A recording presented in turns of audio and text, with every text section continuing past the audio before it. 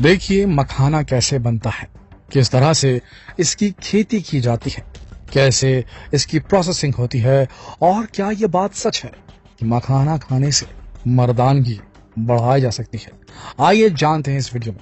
दोस्तों, मखाने को बहुत ही पवित्र फल माना जाता है। हिंदू धर्म में पूजा पाठ में इसका हर जगह इस्तेमाल होता है।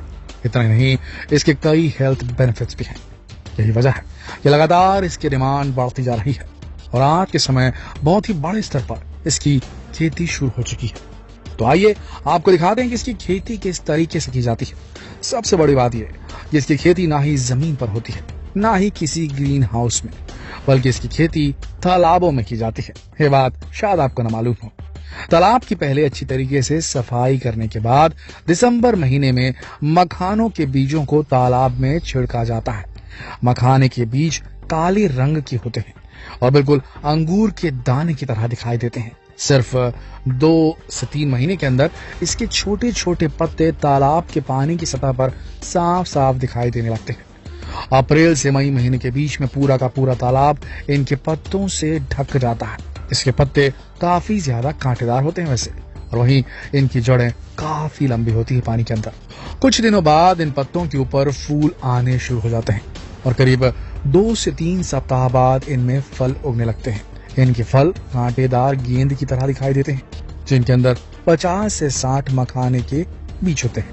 लेकिन इन फलों को अभी नहीं निकाला जाता। इन फलों का धीरे धीरे वजन बढ़ता जाता है, जिसके बाद ये तालाब के पानी के नीचे जाकर बैठ जाते हैं। धीरे धीरे फलों के कांटे गलने लगते हैं। इसमें करीब 2 महीने का वक्त लग जाता है। फिर ये फल इतने भारी हो जाते हैं कि तालाब की तली में जाकर बैठ जाते हैं। फिर अक्टूबर के महीने में किसान तालाब की तली से इन्हें इकट्ठा करने का काम करते हैं। इन फलों से बीज निकालने के बाद इन्हें सबसे पहले अच्छी तरह से धोया जाता है। किसान इन्हें कई घंटों तक पानी में डुबोकर इन्हें खूब मसलते हैं ताकि इनके ऊपर की गंदगी साफ हो जाए। इसके बाद इन बीजों को धूप में अच्छी तरह से सुखाया जाता है। जब ये अच्छी तरह से सूख जाते हैं तब इनकी ग्रेडिंग होती है। ग्रेडिंग करने के लिए अलग अलग आकार की छन्नी में इन बीजों को डाला जाता है, जिसकी वजह से ये बहुत ही आसानी से अपने आकार के हिसाब से अलग अलग सॉर्ट हो जाते हैं, अलग अलग हो जाते हैं। इसके बाद इन्हें फिर से धूप में सुखाया जाता है, जिसकी वजह से इनका रंग लाल रंग में बदल जाता है। इसके बाद बारी आती है रोस्टिंग की। इन्हें मिट्टी के बर्तनों में अच्छी तरह से भूना जाता है। जब ये अच्छी तरह से भून जाते हैं तब इन्हें छांव में रख दिया जाता है। इसके बाद अब इन बीजों को लोहे के बर्तन में भूनने का काम शुरू होता है। थोड़ी देर बाद इसमें से पॉपकॉर्न की तरह फटने की आवाजें आने लगती हैं, लेकिन इसका ऊपरी खोल इतना ज्यादा सख्त होता है कि अंदर का मखाना बाहर नहीं आ पाता। इसी वक्त एक कर्मचारी इन बीजों को निकालकर लकड़ी के टुकड़ों से इन्हें पीटना शुरू करता है, जिसकी वजह से ऊपर का छिलका अलग हो जाता है और मखाना बाहर आ जाता है। तो लीजिए, मखाना बनकर तैयार हो गया। वैसे आपको बता दें कि मखाने के बहुत सारे फायदे होते हैं। जानते हैं क्यों? क्योंकि 100 ग्राम मखाने में, सिर्फ 100 ग्राम मखाने में 350 कैलोरीज होती है। इसके अलावा इसमें 9.7% प्रोटीन, 76% कार्बोहाइड्रेट, 12.8% नमी, 0.1% हेल्दी फैट, 0.5% सोडियम, 0.9% फास्फोरस एवं 1.4 मिलीग्राम आयरन, कैल्शियम, अम्ल और विटामिन बी भरपूर मात्रा में होता है। सबसे बड़ी बात यह है कि मखाने को उगाने के लिए ना ही किसी केमिकल का इस्तेमाल किया जाता है, ना ही पेस्टिसाइड का। ये पूरी तरह से ऑर्गेनिक फूड है। लेकिन आपको जानकर हैरानी होगी कि आज की तारीख में इसका ज्यादातर इस्तेमाल मर्दानगी बढ़ाने के लिए किया जा रहा है, क्योंकि इसमें जितने भी तत्व पाए जाते हैं ये काम उत्तेजना को बढ़ाते हैं। कई तरह की रिसर्च में साबित हुआ है कि अगर रोजाना मखाने का सेवन किया जाता है तो ये पुरुषों में काफी ज्यादा फायदा पहुंचाता है, उनकी मर्दानगी बढ़ाता है, कई समस्याओं को दूर करता है। तो अगर आप भी किसी तरह की यौन संबंधी समस्या से परेशान हैं तो आप रोज मखाने का सेवन कर सकते हैं। इसके कोई साइड इफेक्ट नहीं है, लेकिन इसे खाने का एक तरीका है। इसके लिए आप सबसे पहले रात में सोने से पहले 7 से 8 मखाना लीजिए और इसे गर्म दूध के साथ खा जाइए। इससे ना ही सिर्फ आपकी यौन संबंधी समस्या दूर होगी, बल्कि आपको गाढ़ी गहरी नींद भी आएगी। साथ ही आपका स्ट्रेस लेवल भी कम होगा।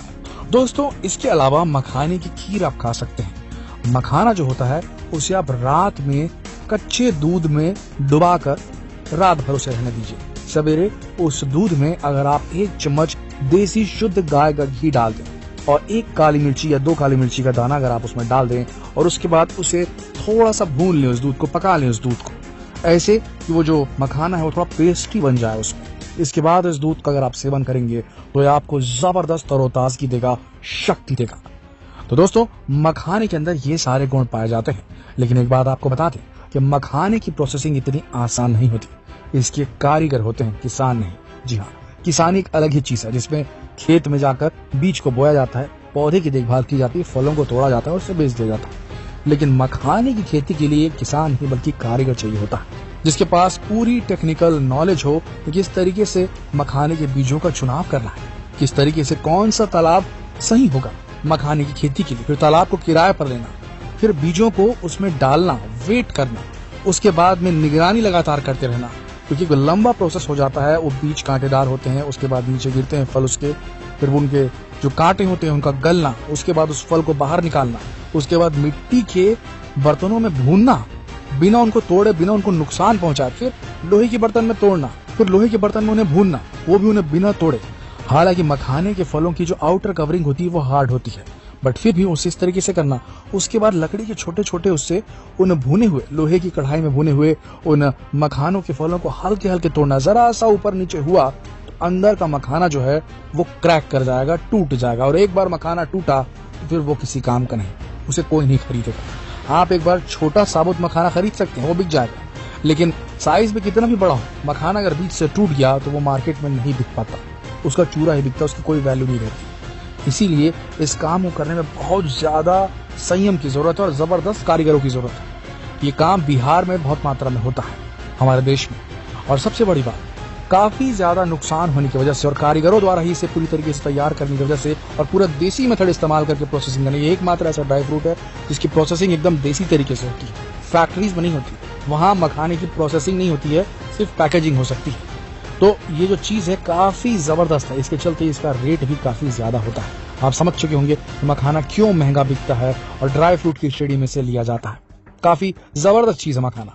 हमारे हिसाब से हर भारतीय युवा को मखाने का सेवन रोज करना चाहिए, और ये सबको पता होना चाहिए कि मखाना किस तरीके से बनता है। तो इस नॉलेज को जितना हो सके शेयर करें, इस वीडियो को शेयर कर फेसबुक पर, व्हाट्सएप पर, यूट्यूब पर, और अगर आपको ये वीडियो पसंद आई, इसमें दी गई नॉलेज पसंद आई, तो कृपया इस चैनल को सब्सक्राइब करना ना भूलें। कल फिर मिलते हैं एक और दिलचस्प वीडियो में, तब तक के लिए आप सबका इस वीडियो के अंत तक बने रहने के लिए दिल से धन्यवाद।